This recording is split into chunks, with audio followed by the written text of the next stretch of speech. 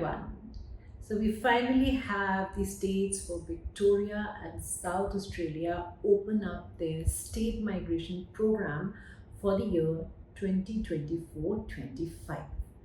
Now, all I can see are good things with the opening of the programs for these states. Let's talk about each state. The first state I'm going to talk about is the state of Victoria. So on 14th of August, Victoria announced the opening of its state migration plan and rolled out its occupation list and eligibility criteria.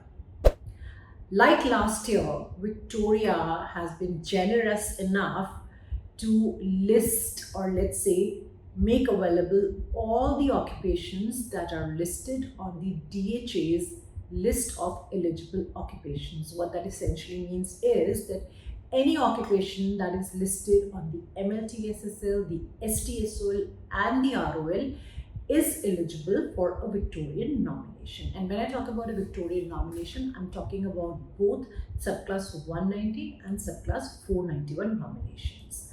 The criteria remains the same again. All they need is 65 points for you to qualify, 6 bands in each section, and no requirement for a minimum work experience. So there are some states that do have a requirement that they put up a caveat that we need a certain number of years in order for the applicants to be eligible. Victoria has put no such caveat, and anybody with any kind of work experience is eligible. Now let me tell you here that we have some engineering cases where the applicants only get their qualifications assessed and not the work experience. Therefore, such applicants are also eligible to apply for a Victorian nomination. At the same time, those of you who got the skills assessment done from the VERISIS or other assessment bodies, and in your skills outcome letter, you're not able to claim any points for work experience, that is, your work experience is less than 3 years or maybe it's 0.5 years or so, nothing to worry. Victoria is open to you and you can go ahead and avail the Victorian nomination. Now, another word of caution here. There is a little bit of work you need to do as far as seeking the Victorian nomination is concerned. In addition to lodging your expression of interest within the skill select system, you also need to go to the Victorian website and submit a registration of interest. Now, this is something required for both 190 as well as 491, because the state of Victoria will not be monitoring the EOI submitting, but they will be looking at the ROIs, registrations of interest, submitted on their state migration portal while picking up applicants who are sent invitations to apply for a nomination. Now, when you are filing your ROI, you would come across a term earnings. So, overseas applicants, or what we call offshore applicants, do not need to claim any earnings. This is a concept, or this is a parameter applicable only to onshore applicants. So when you come across this, just ignore it. It is not applicable to you, which also means that for overseas applicants, the amount of salary you earn, the earnings you are able to claim, has no bearing on your eligibility. You can absolutely follow this.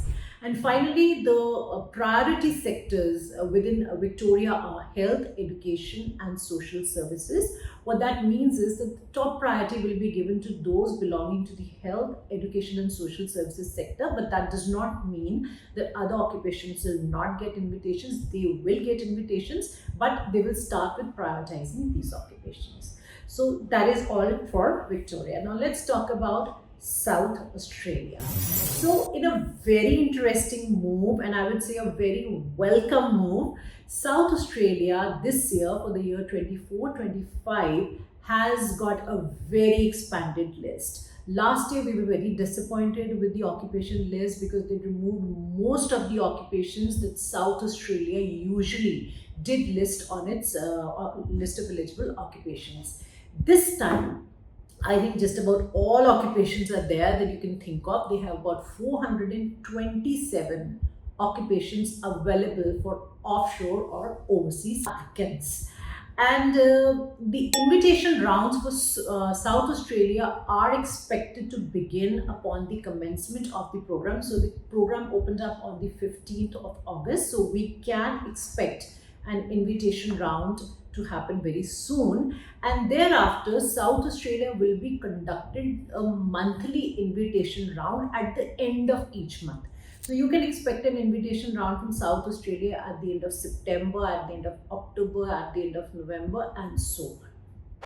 Now, as far as South Australia is concerned, they do talk about an ROI as well. Now, of course, an EOI has to be lodged within the skill select for any state, indicating that state as the preferred state for migration. Some states require you to create an ROI in addition to an EOI, such as Victoria. However, please be mindful that offshore applicants do not need to submit or create any ROI, that is registration of interest, with South Australia. You are simply required to submit an EOI within the skill select system, indicate South Australia as the preferred state, and then South Australia will be monitoring the EOIs and reviewing the EOIs within the skill select system and sending you invitations based on the EOIs that you have submitted. And when I talk about the eligibility criteria, it is very, very basic. They just need 65 points in order for you to qualify, 6 bands in each section. However, most occupations listed on South Australia's occupation list require 3 years of work experience out of the last 5 years. So this is something you do need to be mindful of. Now, South Australia has indicated under the section offshore migrants that top ranking applications or candidates will be selected. Now, what do they really mean by top ranking? Does it mean a higher EOI score? Does it mean higher English proficiency? What does it mean? Okay, so they have clarified in this as well. Top ranking applications necessarily does not mean a higher EOI point score. They are going to rank the applications in the following terms. So the first criteria the state of South Australia will be looking into will be your English proficiency. So I am guessing that applicants with 7 bands in each score stand very good chance of getting a nomination. Of course, those with a higher English proficiency will be given priority, but English language ability is the foremost criteria South Australia will be looking into while selecting the candidates. After that, the state of South Australia will be looking into the number of years of work experience that you have in order to determine your chances of getting an invitation. So let's say there's somebody with 8 years of work experience versus somebody who has 3 years of work experience. Obviously, the applicant with 8 years of work experience will be given priority. And third will be your EOI points. So naturally, those with a higher point score will be given weightage. So finally, let me tell you that these are some of the parameters they will be keeping in mind, but that does not mean that anybody who's not fitting these criteria will not be given any nomination. They could be getting a nomination. The nomination invitation will be at the discretion of the state of South Australia. Whatever occupation, whatever application, whatever EOI they think fits the bill will be given an invitation to apply. Now, final word of caution here. Now, there are many of you who float around multiple EOIs.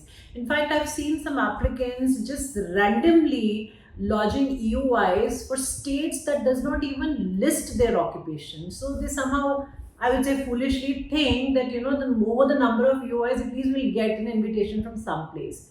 So it's not like a blind game you're supposed to play. You have to be very selective in your EOI lodgement.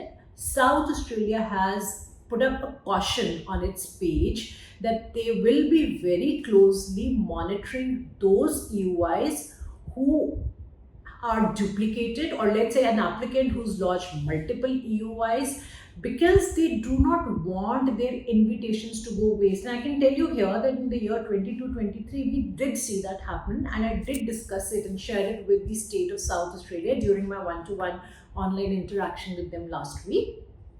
In the year 22-23, there was the direct application pathway for NSW, and a lot of applications had already put up their nomination applications at NSW, and they also happened to get an invitation to apply for a nomination from South Australia, which out of which many of those invitations went waste. So South Australia wants to be sure that they are not giving out invitations to somebody who's randomly lodging multiple EOIs. So please make sure that your EOI is very focused.